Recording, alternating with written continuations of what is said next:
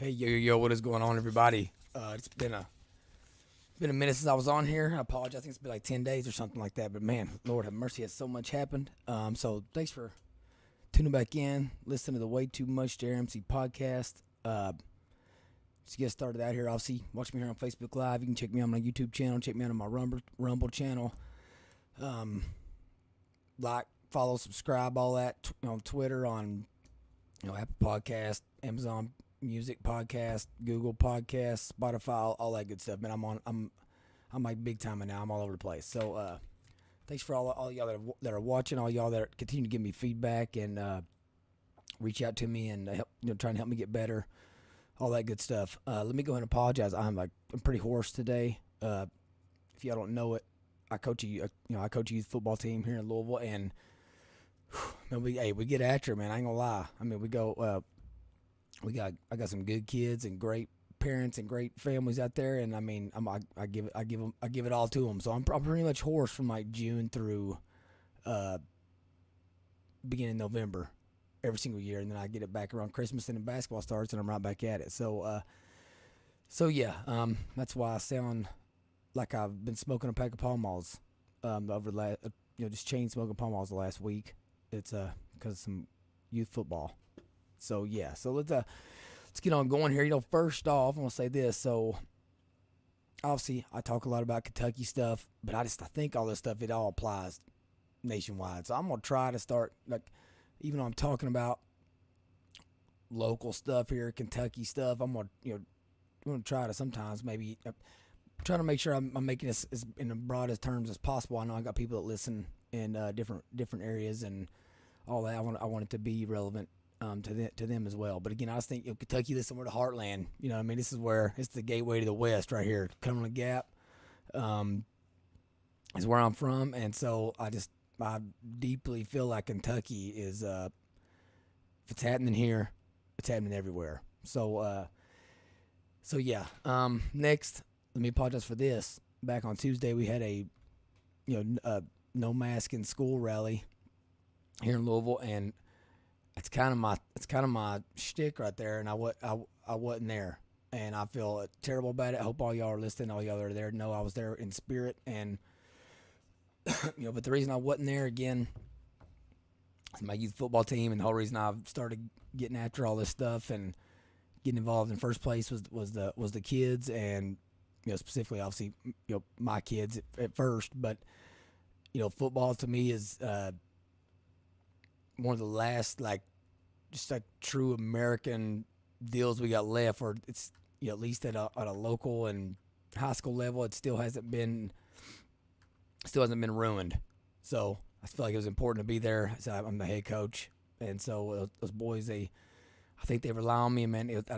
They give me everything they got, and their blood, sweat, tears, all that. So I feel like I needed to be there, but I want y'all to know I apologize as well.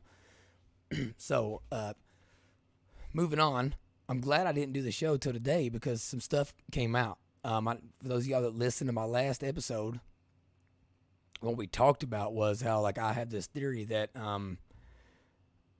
it was a theory. It's proof positive now. That it's all these problems and issues we're having with teachers, whether it be recruiting them, retaining them, what have you. They want the unions and the national pundits want to blame it on parental. What's the word I'm looking for here? Parental terrorism or something. You know what I mean? We're like parents that want to be involved in their kids' education and demand transparency and all that. Like they're the problem, and I'm like, that's bull. That's not what it is. These teachers are normal people, and they're tired of all this progressive stuff and had to be mask police and vaccine police and having to push weird ideologies on kids about little boys can use little girls' bathrooms. Not they're done with it, And so all along this way, through my way of trying to do away with masks and all that, I was in Frankfurt lobbying to get rid of masks, and one of my constant themes was I'm down here to make sure I keep the fight centered on ending the mask mandates and to keep the anger focused on the right people, which in my mind isn't the teachers. Some people want them to be activists and be actively fighting these things. And here's the deal: it's like I can't say on one hand I want activist teachers, or I can't say on one hand I don't want activist teachers, while on the other hand saying I want teachers to be activists for the opinion that I have. Like I think we want calm, composed, mild-mannered, intelligent, caring, loving, nurturing individuals to become teachers. It's hard to just don't know if they can carry both those crosses on doing that on a day-to-day basis and keeping their sanity while also remaining politically active at all times, which is required if you're going to fight this stuff. So, yeah, I think my camera might be acting a little weird right now. See if I can fix that. If it is, somebody shoot me a text message or something, because I don't want to keep doing this if it's not high quality.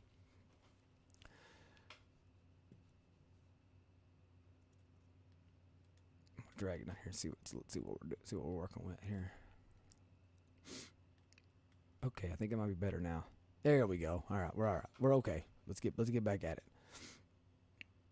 So again, I just apologize not making it to the mask mandate, rally. So I'm gonna go ahead and tear this piece of paper up and throw it in there. How about that? Move on to the next one. But right before I started doing this show,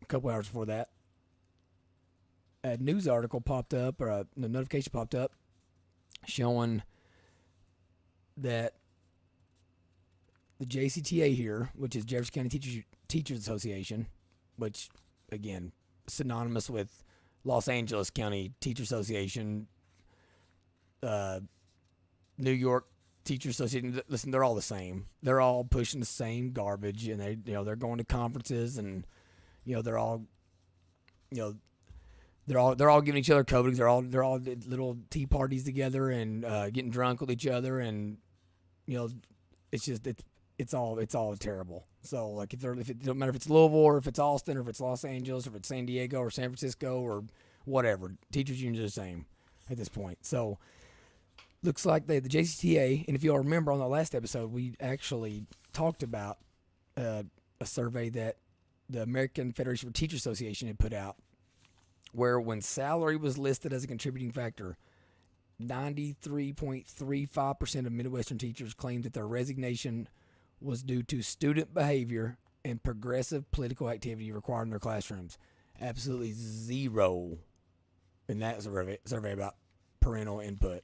I think in the other main survey, there was two of them that was put out. It said that 1.5% of the respondents included parental harassment as an issue. So to break it down further, 51% said they weren't paid enough to deal with terrible students. 22% said they weren't paid enough to deal with progressive politics, and then 22% said they didn't get paid enough to deal with the low pay. So yeah, parents ain't a problem. All right, but let's listen to how funny this is. I mean, we gotta get into it. So WDRB just issued this out today, August 4th.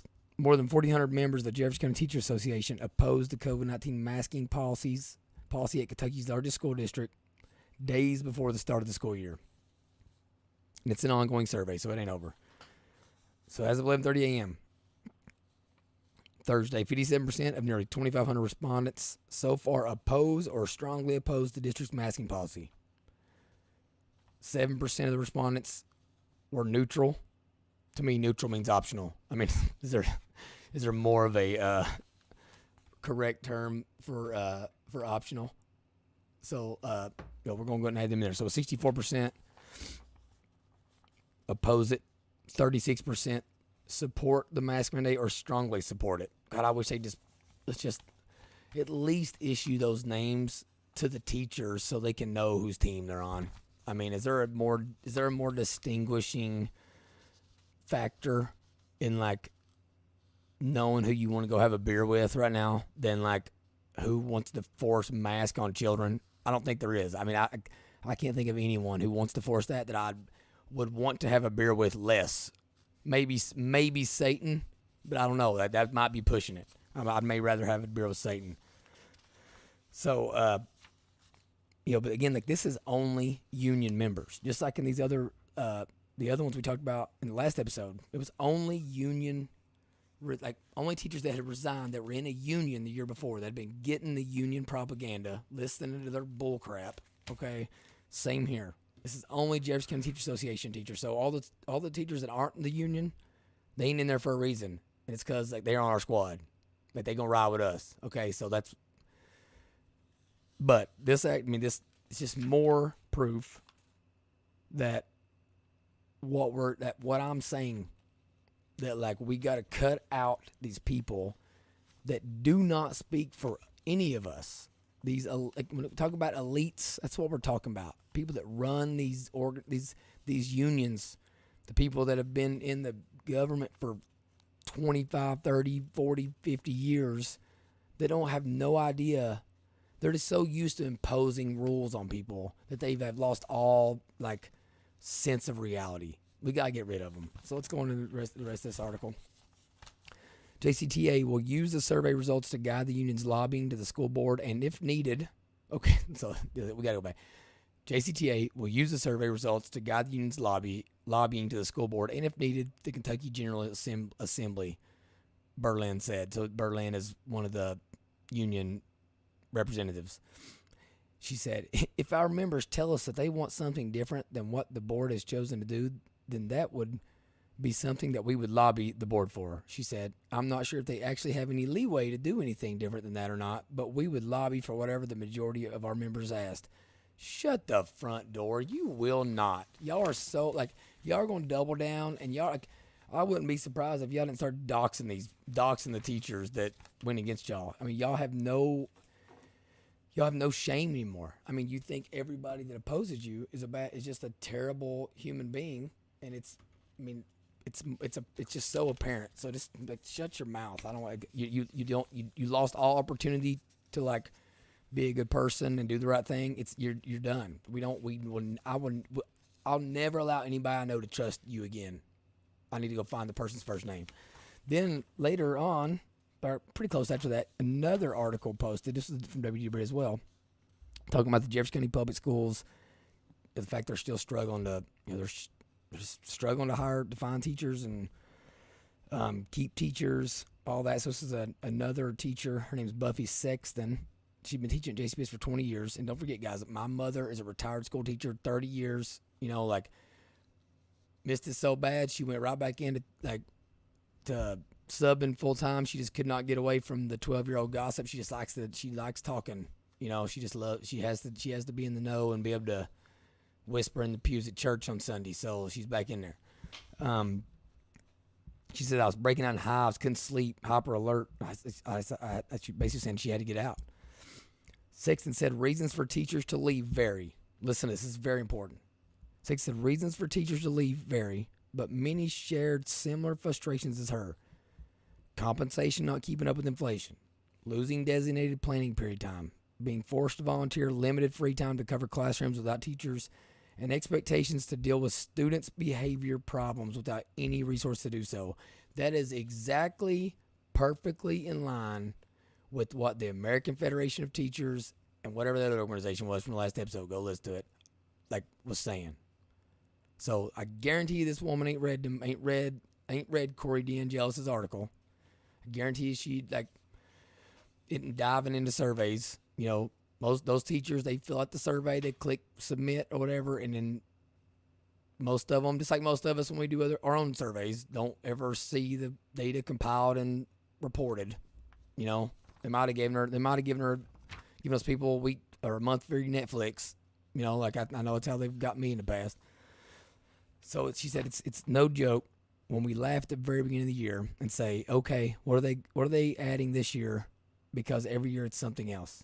Okay, so we can get into that whole topic later. Today we're talking about how disconnected these people's union is from their membership. They could not be further apart. So then they start going into talking about retention, yada yada. However, Sexton argues the district isn't considering one important group of teachers in its retention efforts, and that's tenured teachers. Does that sound like anything else? I mean, who's gotten pissed off in the past because their cable went up. It keeps going up $10 every 6 months, every year, but then they keep seeing the commercials where it's like new customers get 16 years for $49.99, while our existing customers paid $259.99. New people that sign up, you get the pull for $99 forever. This group, you're already there. You paid $500 2 years ago, and we're not giving you a rebate. We're trying to get new. We're about new. It's like this in insurance. It's like this in retail, and obviously it's like this in the teaching profession, also. But it's the same thing. They're giving certain people bonuses, not other people bonuses. It's just creating a terrible culture. So she said, I didn't see any strategies to keep teachers that are already here, other than we want to try and let them know we care about them. We're going to send them a happy birthday email. Oh, how sweet. Man, I love getting happy birthday emails, don't y'all? Especially the ones that have like something that you click on and it pops up and little party things pop up and all that. Like, why would I want a $5,000 bonus if I can get a little birthday card like that? So, but that's not the funny part. There's 2.5 lines at the end of this article that says it all. Okay, and again, this is Jefferson County, Louisville, Kentucky, but I guarantee you do enough digging. You go to Baltimore, you go to New York, you go to Pennsylvania, anywhere in Pennsylvania. I just said a bunch of cities and instead of state. And again, I'm from Eastern Kentucky. Go to San Francisco, go to LA, go to Austin, go to any of these liberal cities, and you'll see the same exact stuff happening. Same put your foot in your mouth stuff. This is so the JCTA KED, that's Kentucky Education Director, I guess. Jefferson County Teachers Association Education Director. Cassie Lyles agreed with her. Okay, she said, while JCPS can help with some existing problems, it will take more, which JCTA KED Director Cassie Lyles agrees with. Listen to her response. If teachers could feel the love from the community instead of constant criticism, if we had partners in our classroom, that would be helpful, she said. Community support can go a long way in a great school year. Shut your stinking mouth. You're a liar. You have no integrity.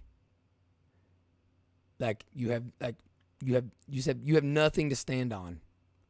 You're lying to people and you're stoking the flame of contention in communities. This is real people. If one teacher believes what you're saying right there, and she starts seeing her kids' parents as domestic terrorists or whatever, they're giving them no support, then you're doing immeasurable damage. And it's immoral. You're lying. There's no way that you may really think that because you can be an idiot. But there's no way, if you're objectively looking at the issue and looking at the research and the data, that you can come to that conclusion.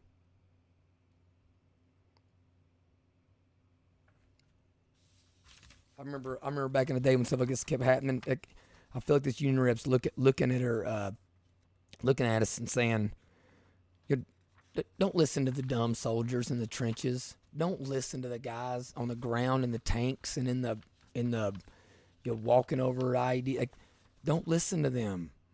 We know there's weapons of mass destruction in these buildings. They're just going to the wrong ones. They're dumb. They're dumb Marines. They don't know what they're doing. That's what I feel like. It's just a broken record. They have the same playbook over and over and over.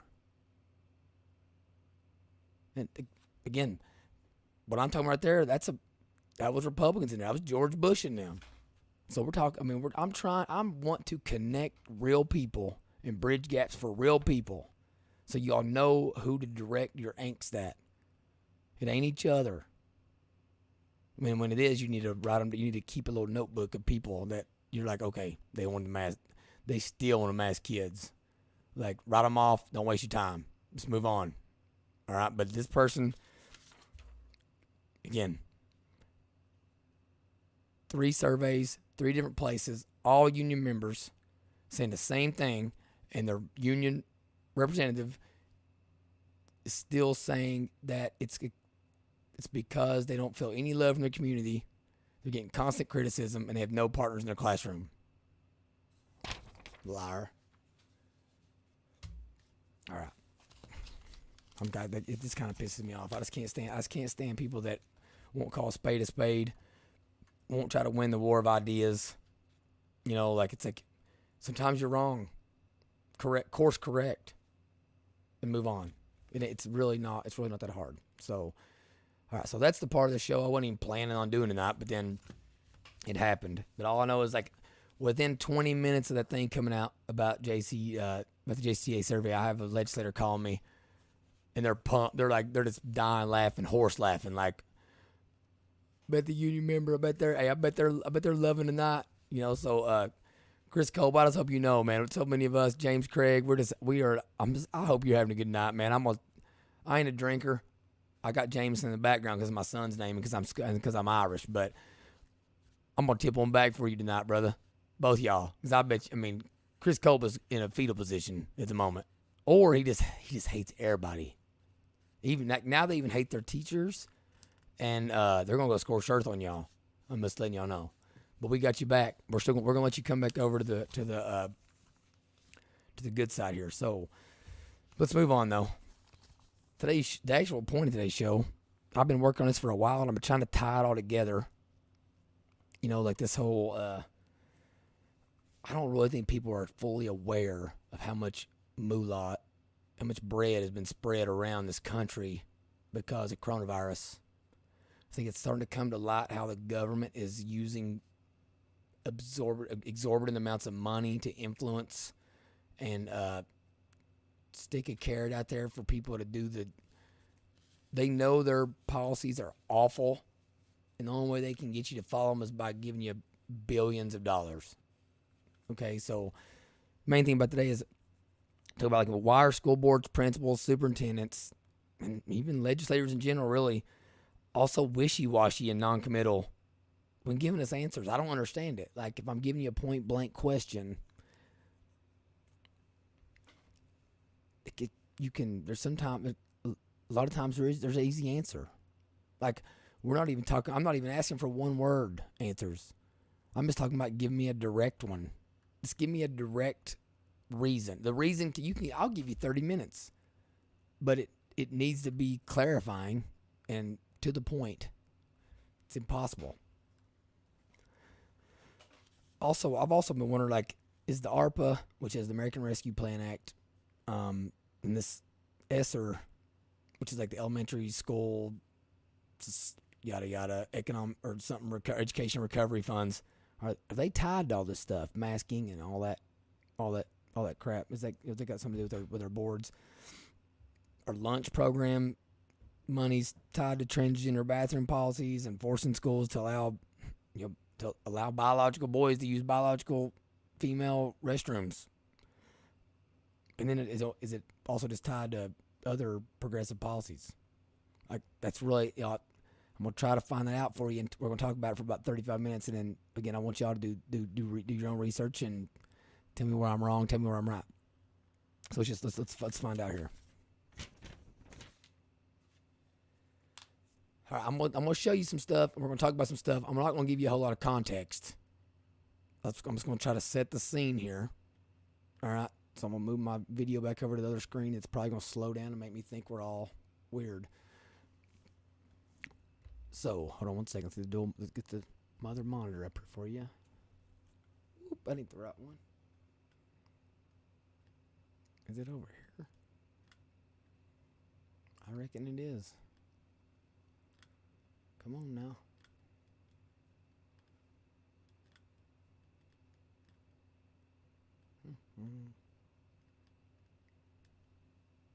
There we go.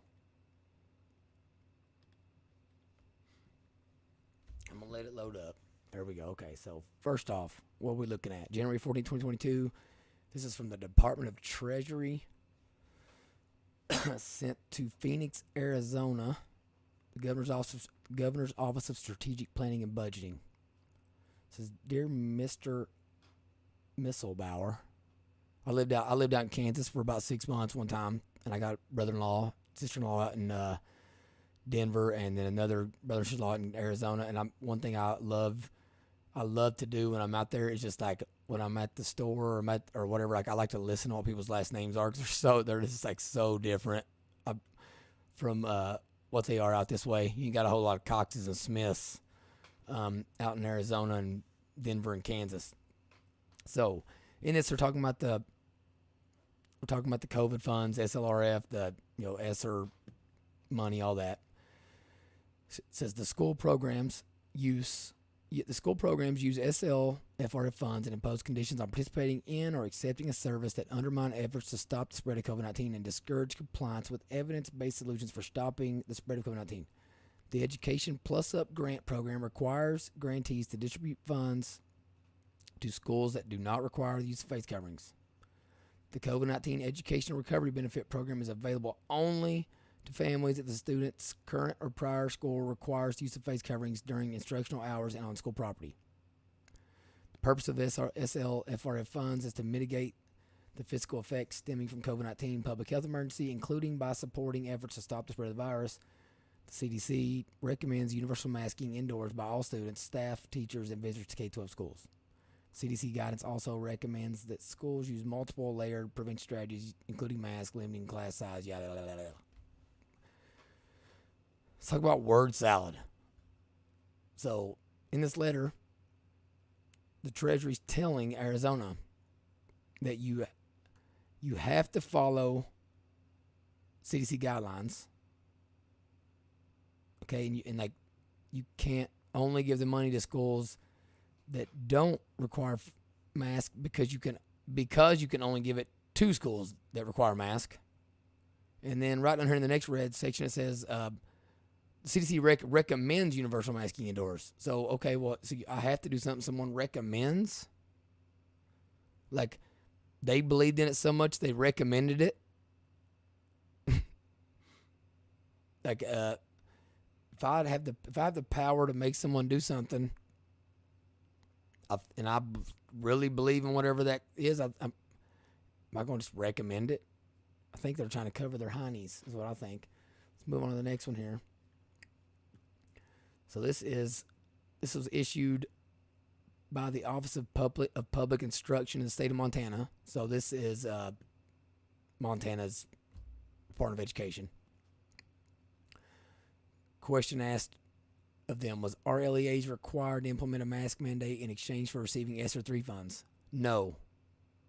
ESSER 3 does not require schools to implement mask mandates. They must only address the extent to which they are adopting policies in the CDC's safety recommendations. That's right, they only should. The department merely requires the LEAs address in their plans the CDC safety recommendations, such as the universal and correct wearing of mask. There is no mandate. This is supported by the text of ARPA itself, which makes clear that using ARPA funds to reopen schools in accordance with CDC guidance is only one of the optional uses available to LEAs. So we have one over here. We have the Treasury telling Arizona they can only give the money to schools that are requiring masks. Then we have the Department of Education for the state of Montana telling someone that's asking them, hey, do we have to require masks to get the ESSER 3 funds?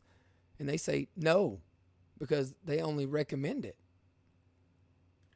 Just like we have been told many times by our boards in the state of Kentucky that we're choosing to implement these mask mandates because it's the right thing to do because kids are dying, right? Kids are dying, 11 of them in 3 and 2.5 years with it. But then you'll hear at a board, you'll hear some board meetings, you'll hear a little whisper in the background. You'll hear, little Board of Education attorneys come up and whisper to the school board, "That's not right. We have to enforce these, or we lose the money. We'll lose the money if you don't do that." I think her name's Ann Corson. Is that what her name is? My Oldham County people. We need to post. I'm going to have to post that link for everybody as well to go listen to that little hot mic moment. All right, so let's keep going. So, first of all, I want everybody to look up here. I'm going to make sure you can see it because I want to show you just how much of a loser I am. Look up top of my Adobe right here. This is a 437 page document. Not everybody is a big enough loser to go through something like this. But I'm about to show you definitive proof that they are doing everything they can to totally disregard normal communication methods and honest communication methods with people, and that they're doing so at the expense of our children. And if it's at the expense of our children, it's at the expense of the future of our country, right? I mean, it either matters or it doesn't. Education is either important or it isn't. There's no middle ground, on this. So that's the first thing I want to point out on here. But what this document is, so basically, whenever they issued American Rescue, or they not issued, but whenever they passed the American Rescue Plans Act, they started shipping all this money, right? But like people were like, well, okay, well, what are the strings attached? Like, what do we have to do? What are we allowed to spend it on? What are we allowed to, what can we use it for? Same thing with this happened with the Paycheck Protection Program. So the Treasury Department issued this as a way to explain to any kind of any state, local government what is accepted uses of the money. So this kind of stuff, I just love this kind of stuff here. So and so just for some perspective, and actually I don't even know if it's possible for someone like us to gain perspective on this. It doesn't matter how many zeros I put down here, how much bold font and Arial black thick writing I use, but the total ARPA funds that were issued was $350 billion stinking dollars. So this document is what governs the acceptable expenditures for $350 billion. So let's dig into this. I think y'all are gonna enjoy this. I think you're going to bear with me and let me tie it all together, okay? And I'll try to do it quick. I got notes on what pages I want to go to. There is a lot. Let's skip on down here. Here's what it says: SLFRF funds may be used for to respond to the public health emergency or its negative economic impacts, including assistance to households, small businesses, nonprofits, or aid to impact industries such as tourism, travel, hospitality. To respond to workers performing essential work during the COVID-19 pandemic, for the provision of government services to the extent of the reduction in revenue due to the COVID-19 public health emergency relative to revenues collected the most, to make necessary investments in water, sewer, or broadband infrastructure. And then it keeps on going. There's going to be some other section there in a minute where it says it can be used for public, obviously public health infrastructure, COVID mitigation strategies in schools, school infrastructure, and a big thing was that it allows for this expansive, as long as a location is a vaccine administration building, there's basically no strings attached to what you could do to that property. As far as like updates go to ventilation systems, HVAC systems, things like that. So, I mean, just hearing that, I'm sure you can see that there could be positive to come from that. But it's like ripe with potential for abuse and total disregard for efficient spending and mindful spending. Because let's be honest, I think it was like 10 years ago, this country was $3 or $6 trillion in debt. Now we're nearing 30 trillion, and you're gonna see throughout all this that like they're using this money not just to not just to create a like a constant need for borrowing and constant need to keep the war machine rolling, so the tax revenues rolling in and all that. Like they're using it to bully the system into listening to the stuff that they know Americans don't believe in. So again, public health, negative economic impacts expended on that. Premium pay, water, sewer, broadband infrastructure, yada yada. I just kind of went into all that. Go down to page 10 here. All recipients must also comply with 3 general restrictions. First, the recipient may not use SL/FRF funds for a program, service, or capital expenditure that conflicts with or contravenes the statutory purpose of ARPA, including a program, service, or capital expenditure that includes a term or condition that undermines efforts to stop the spread of COVID-19. Is there a more vague and subjective requirement than saying that an expense can't include a term or condition that may undermine efforts to stop the spread of a virus that is totally unpredictable? I don't think it. I mean, I'm a layman. I'm an insurance guy. I don't have Fauci's degrees. I have a degree, but I ain't got all those. But to me, it's just like basically saying you better do everything we say from a public health standpoint, or you don't get this money. Lastly, recipients should be aware that federal, state, and local laws and regulations, listen to this, outside of SL/FRF program requirements also apply, including, for example, listen up, mama bears, people that are pissed off about, and daddy bears like me that is pissed off and worrying about the fact that like my 6-year-old kindergartner might have to walk out of a bathroom stall to a 11-year-old 4th grader because they're in the same school, and that boy decided that he was a girl that day. Including, for example, environmental laws and federal civil rights and non-discrimination requirements, which include prohibitions on discrimination on the basis of race, color, national origin, sex. I think we're all okay with those, including sexual orientation and gender identity, religion, disability, age, or familial status. So we got $350 billion on the line here. They're saying you won't get any of it if you don't abide by our progressive politics that the teachers don't agree with, that average Americans don't agree with. You don't get any of it. And so you got these people that are taking it because they're afraid of not taking it. Like, we don't want all the liberal places to get all the money. Spending the money doesn't build your culture.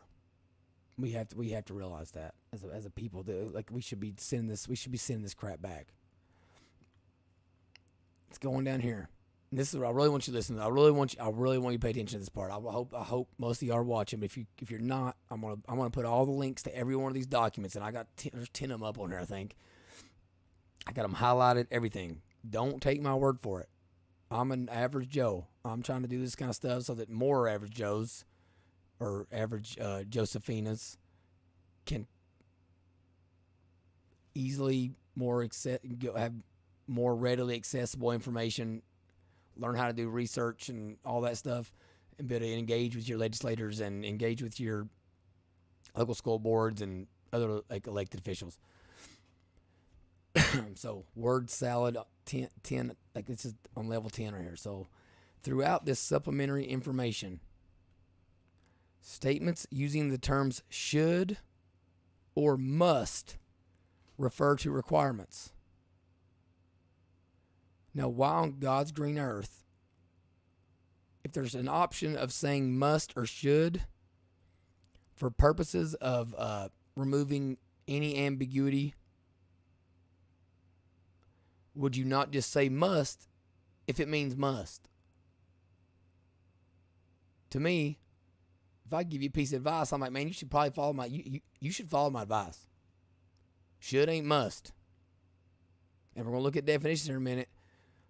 and I'd love to hear some legal analysis. Maybe I'm wrong on this, but there's actually a term that's used in most of the legislation and all that stuff that I've read at this point, where the word should ain't used. It's a different word, and we'll talk about it. But here we go. So it says, and then it goes on to say, statements using the term should or must refer to requirements except when used in summarizing opinions expressed in public comments. So if they're issuing a summary of which most normal human beings that ain't way too much like I am, are you going to read the 437-page document with all the mumbo jumbo in it, or are you going to read the summary? Be honest with yourself. You're going to read the summary. So unless it's in a summary, right, statements, and then it goes on to say, statements using the term encourage refer to recommendations, not requirements. I got wow on there. And this was one of the things back when I got involved in this back in January that like really just like ticked me off, because I'm like, man, I'm so normal. I'm so average. Like, if somebody was like, those school board members, they're doing this for money, and I read something that said like, well, it just says they should, I'd be like, yeah, they're not. They don't have to do it. They must just think that's the right thing to do. And then you go over here and read, and you see your government manipulating you, like right in front of your face. Statements using the terms should or must refer to requirements. Just say must, dude. It's just a total disdain. And that's what I think. I think progressives, I think the left, I think they have a disdain for people like us. I know y'all might not want to associate yourself with me, but assuming you're okay with that, they have a disdain for us. All right, so let's jump on down here. What was up there real quick? I got to highlight. Let's see what it is.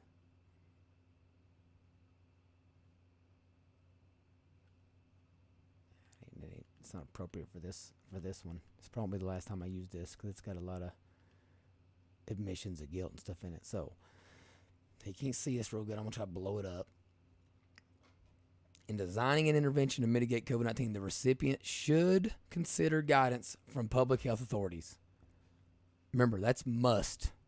The recipient must consider guidance from public health authorities, particularly the Centers for Disease Control and Prevention, in assessing appropriate COVID-19 mitigation and prevention strategies.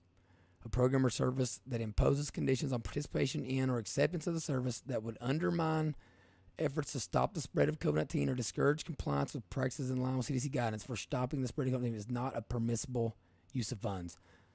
For those of y'all that's just listening and not watching and can't read it on this, I'm sorry. I got a little slurry on you there, talking a little fast. I try to hold back my Appalachian nature here. So a lot of people think Appalachian people got Southern accents. We do not.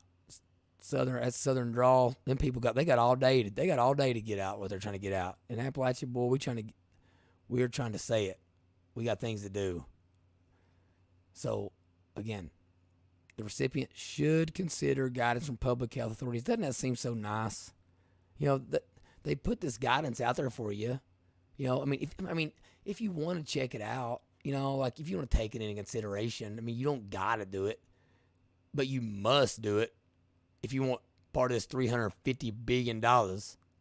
Yeah, that's just, to me, if that don't make you want to if that didn't make you want to just get them all out, I don't know what will. I really don't. It's just a total disregard for all human decency. They know you're working it forward and you're on the line, and you do not have time to read a 437-page document issued by the Department of Treasury. They know that.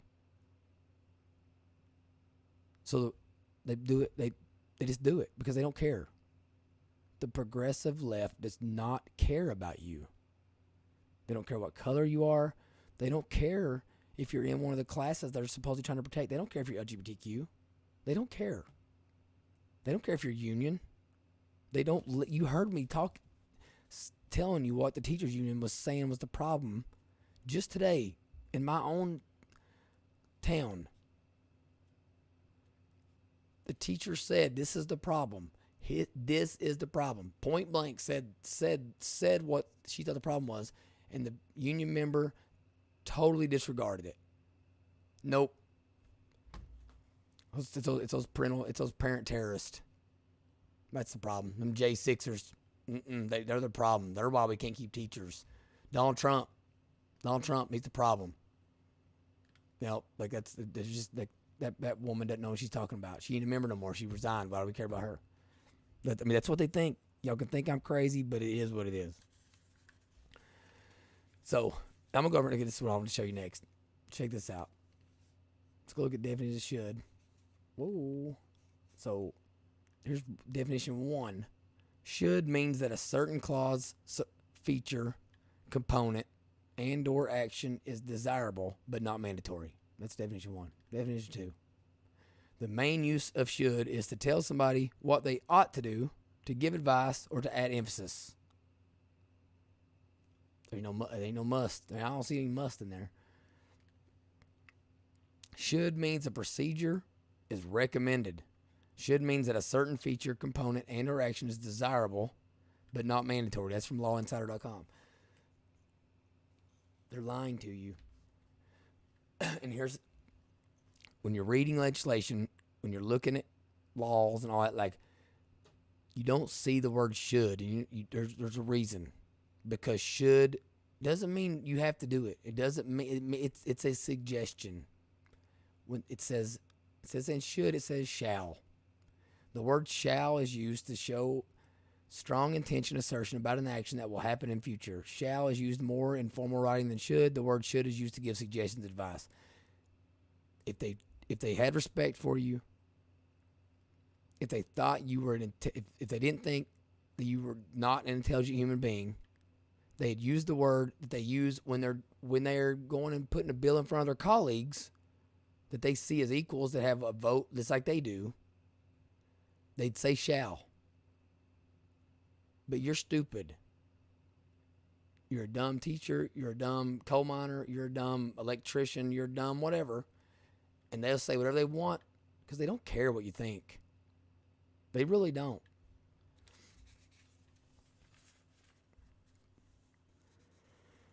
Now, a lot of this, where'd I got my other? Hold on a second.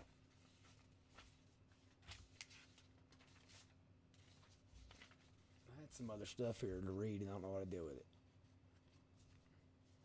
Yeah, I might have got lucky and not have to listen to me as long as I thought you were gonna have to. I don't know what I to deal with it. Oh well, I can talk. I can go off the top of my head here. So, next thing I want to do is bring up. So I don't know if y'all saw this, but it was like 26 Republican AGs sued here recently over transgender bathroom requirements and whatnot. It's a big deal here in Oldham County specifically. I think it's also a big deal in Jefferson County, and we just aren't realizing it yet because we're so worried about other things that are imminently, harming the kids. But basically, is they're trying to get their people to commit and tell them if they're required to let anybody, a biological female or biological male use a biological female's restroom, and they cannot get them to give them a definitive answer. So, at least here, the county that I'm going to reference is Oldham County, Kentucky. We were able to get a hold of the letter, and it's available online. You can just go search the Department of Agriculture. Okay, go Google Department of Agriculture statement on. I think I searched on school lunch program and discrimination. So the same way over here, I just showed you, they're holding $350 billion hostage and requiring schools to mask and vaccinate and social distance and making kids put on hand sanitizer for 5 minutes. Don't do that, by the way. You don't need like antibacterial stuff. Like they're kids. Let them get dirty. That's one thing I love about my wife. My kids scare me to death. I mean, they'll be in the backyard on the jungle gym. It's hanging off by their legs and running around playing in the dirt and digging in the yard. And I'm like, oh my goodness, like I don't want to have to clean this dirt up. I don't want to clean it up. Somebody's gonna break their arm. Oh gosh, wash their hands. She's like, they're kids. Let them be. She's a city girl. Here I am. I'm a country boy. Like I always say, my mama used to tell you I'm store bought. But she's like, let them be. Let them get dirty. And normal people know this too. Even ones that are mask champions, sending their kids over here to play with my kids, literally a month into the pandemic. But same way they're holding this 350 billion hostage. They're holding lunch money, the money that pays for school lunches, hostage by issuing a memorandum to say, hey, don't forget, you cannot keep a biological boy who is telling you he's a girl now from using whatever facilities they want to use, unless you want to lose this money. And they're making the school systems issue press releases out to what read to me like all the parents, basically saying if somebody does feel like they were discriminated against, here's the process for filing a discrimination lawsuit or filing a complaint, yada yada. Basically putting it on blast and saying like, be on the lookout. And if you're a student, parent, whatever, and you think something may have happened, make sure you let us know, because we're going to take this lunch money away from these schools if they don't do this. In Oldham County, they can't get anybody to commit to a bathroom policy. They keep saying we don't have a policy, whatever. We don't have a problem here. We don't have a policy, but that's a cop out. And one thing that I'm dead set on, if I can accomplish one thing for sure when it comes to legislative priorities, it's that we got to be proactive.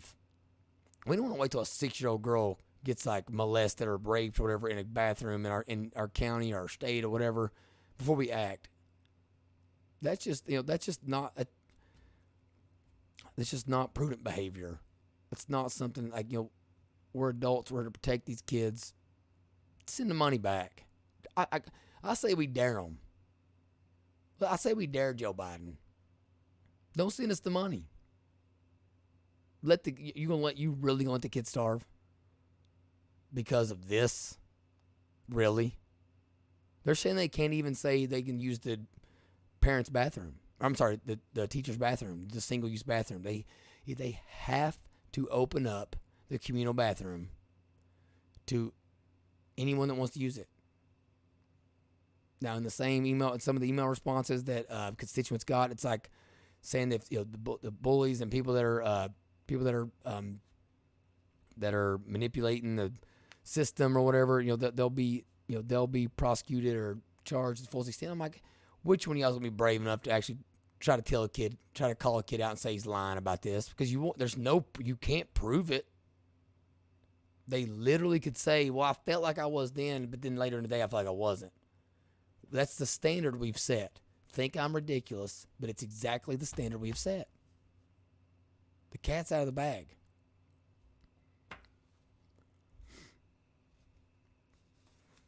So, why does any of this matter? Here's what matters. This is just Jefferson County Public Schools. The ESSER funding, the ARPA money that could be spent on anything, for COVID mitigation, everything from COVID mitigation to, public health infrastructure, to criminal justice infrastructure, to public criminal activity reduction strategies. And again, that big 437-page document outlines all this, and I'm probably going to do an episode just going through what we could have done, but we haven't. The money was done spent. We done lost that battle of not doing it in the first place. It was already lost.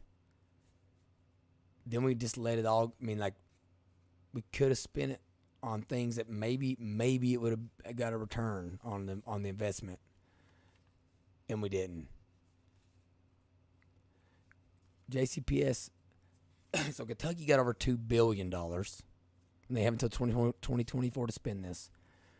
JCPS, Jefferson County Public Schools, got $603.9 million. Let me blow this up for you.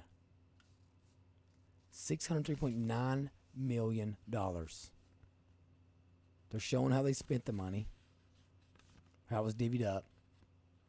Technology, supplies, nutrition services, equipment, building repairs, medical services, teacher salaries, substitute teachers, with indirect cost, other miscellaneous, supplies.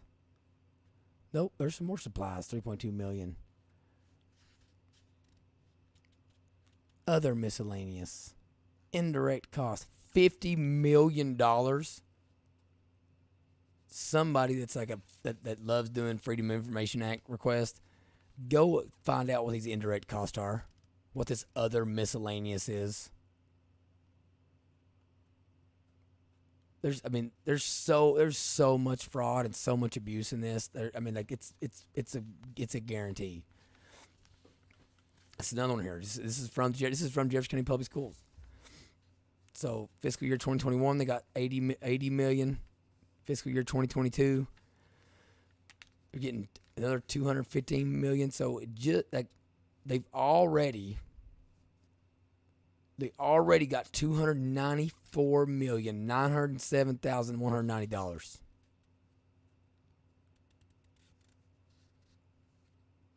$294,907,190. For what? What do we do? What do we do with it?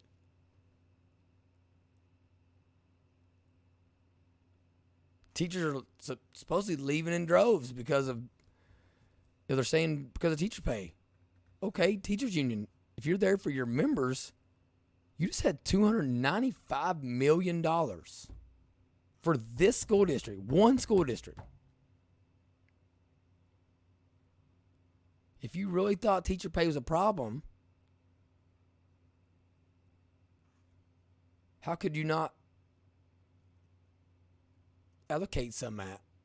I mean, to give every teacher, to give every current teacher, just like she said, she sees that you're not doing anything to retain teachers.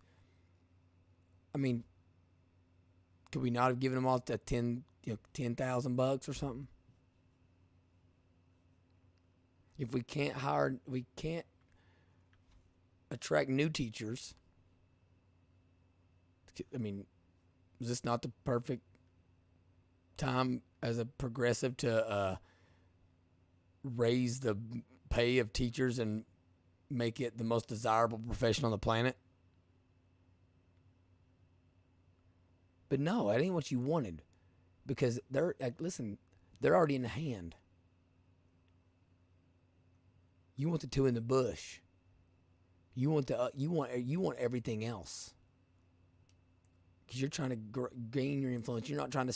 The union ain't trying to strengthen its base. They're trying to strangle it into submission so that they stay there with them. $294 million. Why wasn't, if COVID's such a problem, why wasn't every HVAC and ventilation system in the entire city of Louisville's public school systems replaced summer 2022? Maybe it was. I don't know, but it wasn't. If it was, Chris Kolb, send me some invoices, because it didn't happen.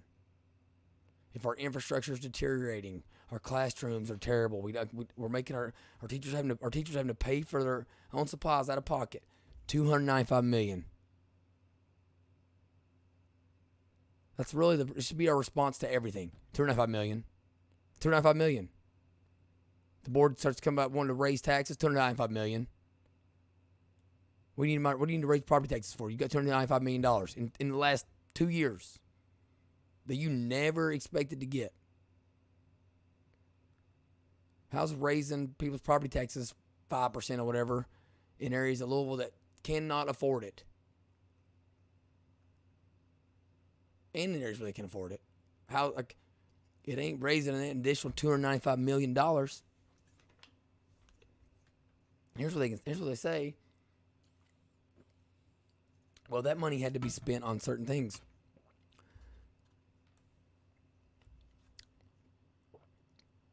I'm gonna go through the document, and listen, if they were, as long as they're masking the kids, they could spend this money on about dang near anything they want to spend it on.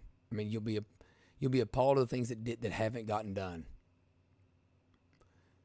Things from SROs to said building improvements, shoring up the teacher situation if it is money. What this tells me is that they know it ain't money, because they had enough money and then some to move them into the top 3% of income earners in the state of Kentucky overnight, and they didn't, because they know anything about money. You can't take a bath in progressive politics all day, every day, while they also know they're doing stuff that no one agrees with, right? That they know no one agrees with it, and making you the face of it. The teachers had to be the face of it. So any kind of parental criticism, whatever's coming, is coming because the union, which is faceless, is requiring you to be the face of the stuff that you don't agree with, and they don't care, because they want to do it, because they want this $295 million to spend on God knows what.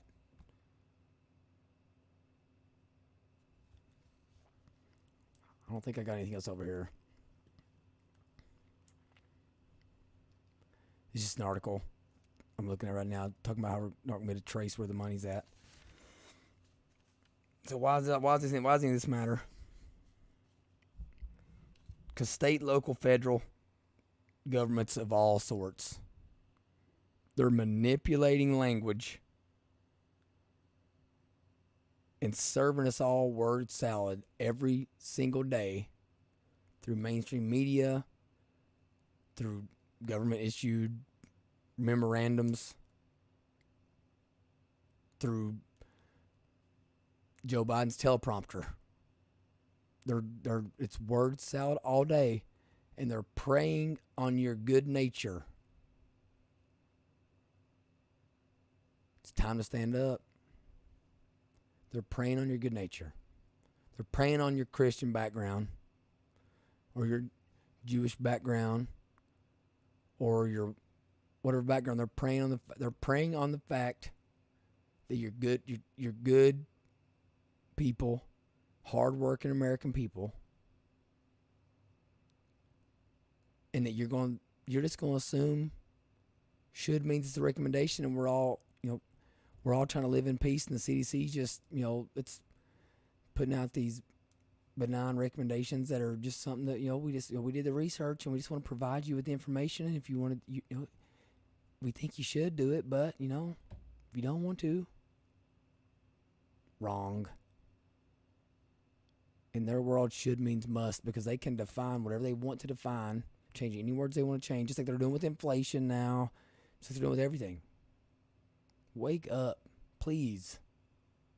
Because this stuff, it's like, I don't expect everybody to dig into this 407 pages. I don't. What I do expect, and what I do hope happens, is that regular people will at least, give people like myself and others. I can't do all the research and all the, I'm still a rookie at this, for dang sure. Well, turn off the TV, mainstream media, turn off Fox News, CNN, MSNBC, and start embracing alternative media and people that actually care about you.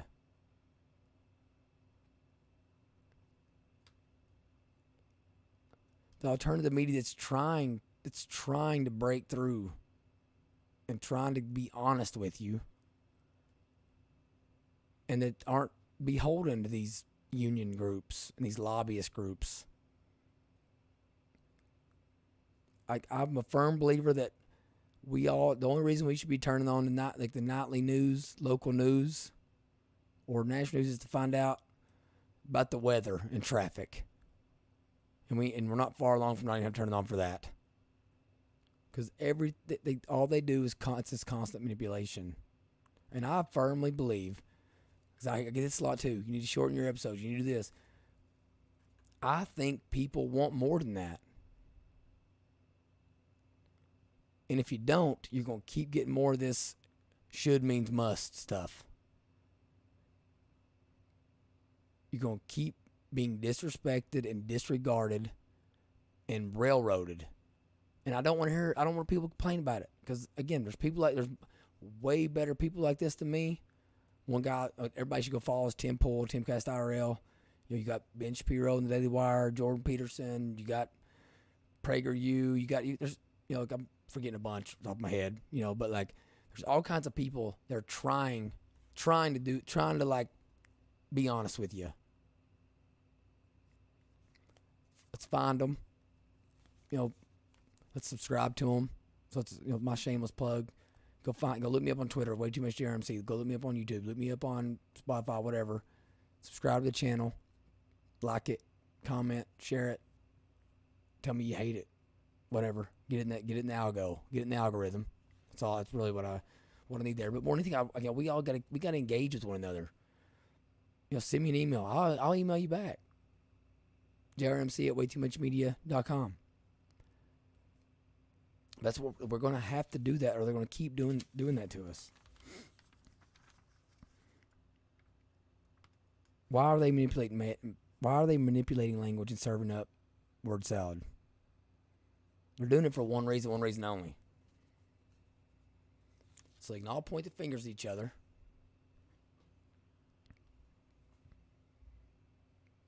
But they're just trying to make sure they all get that money. You as an individual, you as a mother, a father, uncle, grandparent, brother, friend, coach, whatever, is money all that matters?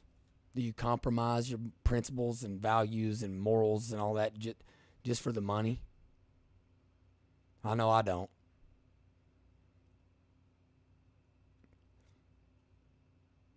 I made stupid decisions without realizing it on many occasions, but I've never had somebody screaming in my face, "That's what they're doing to you," and not at least listen to it and try to do some more research and see what's happening, because it's happening everywhere. And this ain't conspiracy theory stuff. It's all right here. It's all right here. So we're trying to get that money.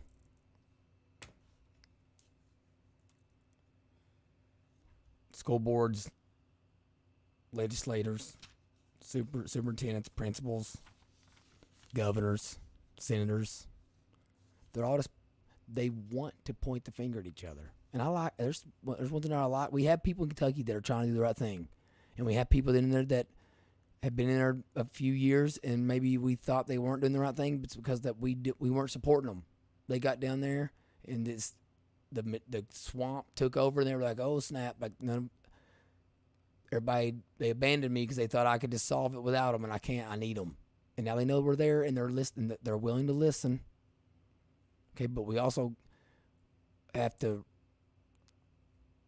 have a story to tell them and a message to spread to them, and we got to know what we want, how we want it, and how we expect them to do it. That's what we got to do. And I think if we do that, we can be effective across the country, in all communities. Anybody can do it. If I can do it, listen, anybody can do it. If I can do it, anybody can do it. My journey the last 7 months has been the most American thing I could have ever thought was going to happen in my life. It's also been the most scary thing, because I've realized now how easy it would be for for demagoguery just to kick in, and a narcissist that's got a trust fund to go down and really influence state and national politics with a little bit of mojo and access to LexisNexis. It'd be very easy. So they're doing all this to point the fingers, get all the money. And the bigger issue is we ain't got nothing to show for it. Schools ain't better. Kids ain't getting taught. Teachers leaving left and right. Community discourse at an all-time low level amongst communities. It's all because we just ain't spend the time to tell our message just 11 o'clock on a Thursday night. What am I doing here? I'm trying. That's what I'm here. I'm trying. And you got to do it too. All right. So that's the end of this one. Going forward. Tonight I was hoping to set up a series where I want to start talking about language, definitions, and how it's, we're being manipulated. And the more I dig into it, I'm just like, oh my goodness, we've just right in front of our eyes. These people they've used our good nature against us. We can't just write a word into laws or write a word into a regulation or program, because the people that are against us, the progressive left, will just redefine the word. So we've got to start finding the legislation they've already done this to, and fix it. And we've also got to start getting new legislation put in place where inside of it we do the most annoying thing you possibly have to do, and every word that could possibly be used against it, we got to define it in there, in the bill.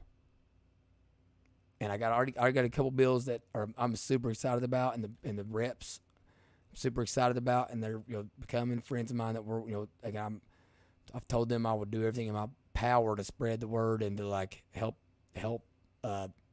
get this bill to where it's and getting a ton of grassroots support. But we got to do it. And again, all I'm asking is you help me by following, liking, sharing, get me in contact with people that may be able to help, that's better than me.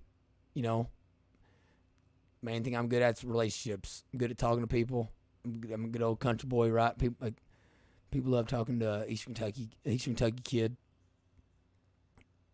Let's get the right people in touch with one another, because it definitely should be better people, more qualified people than myself doing certain things. I don't want to be anybody's. I ain't trying to be a leader. I ain't trying to be the end all be all, the boss man. I ain't trying to be that. But it's a brand new movement. We don't even know we don't know who's going to do anything. We really don't. Nor do we want any one person to be at the top. We don't want any more like absolute power. Also, I'm going to start digging into our, not just our U.S. Constitution, but our Kentucky Constitution, because it takes 20 minutes to find, holy moly, we're not even doing the most basic stuff. Our laws were meant for us to be able to understand. And over time, case law and whatever is chipping away at it with court decisions and everything. And I'm like, you go in there and read it, and I'm like, but why do we need a court decision for this? It says what it says. If you got to read a bill at length 3 times in front of both chambers, and you're not reading the bill at length, you're reading it by title and summary, there don't need to be a lawsuit for that. If you shouldn't be facing unreasonable bail, think a $2 million cash bail for somebody with $150 in the bank's probably unreasonable. So we're gonna talk about that. I'm excited about that kind of stuff, and I'm excited to try to show people that maybe think I'm super far right or whatever, that I think we're in a new age. We have some new ideas emerging here. So again, that's an hour and 15 minutes. I'm gonna try to start keeping these around an hour. Appreciate y'all listening. Hope the production came through well, and I hope that wasn't laggy and my volume and all that stuff worked well the whole time. Appreciate all you guys. Again, find me anywhere, any social platform, any audio podcast platform, including, then you got Rumble, YouTube, Facebook for video. I appreciate y'all so much. You just can't understand. It's fun. It is hard work, but it's thought that maybe all of us are doing something small that no one will ever know that maybe no one will ever know we did it, but we all contributed. And 25 years from now, something big happened, and all those little things added up. That just excites me. It gets me pumped up. I hope it does y'all too. So everybody have a good night. Enjoy your weekend.